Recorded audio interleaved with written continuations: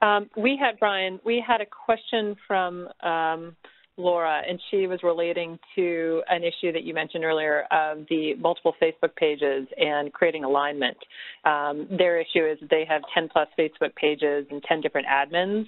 And what were, as you did the assessment, as we did the assessment, sort of, can you just go back and just talk and elaborate a little bit more on what was the goal in condensing, and then how that actually happened in your station? Because I think you guys have seen success in taking that approach that might be beneficial. Yeah, the first thing I would say is call Kevin Dando on the Q Catalyst team.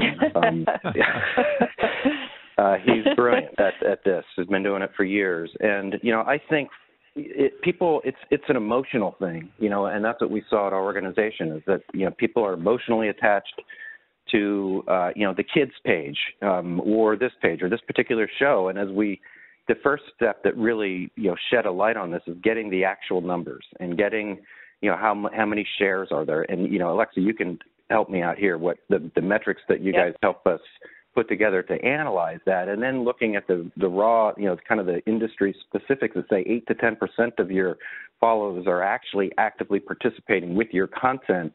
When you think 2,000 is a great number of followers and you realize, holy mackerel, there's only 180 people that are really engaging with this stuff, it starts to change the conversation. And I don't think we really realized that. We really weren't up to speed on some of the industry issues. And then then part of the marketing is to the folks that are saying, there's only a couple hundred people that are engaging with your content, but we have 70,000 followers. And if we aggregate all these, we now have 100,000 followers, and 10,000 people now are going to probably interact with the content that we're creating, and we can elevate the quality of the posts and actually the quantity so that on a more regular basis you're posting to Facebook. So it was a big shift here, and it really took the Q Catalyst, quite honest, it took kind of the ground cover from the Q Catalyst folks to give us the courage to do it and basically say to our team, look, I'm sorry, but the results are in, and here's what we're looking at, and it doesn't make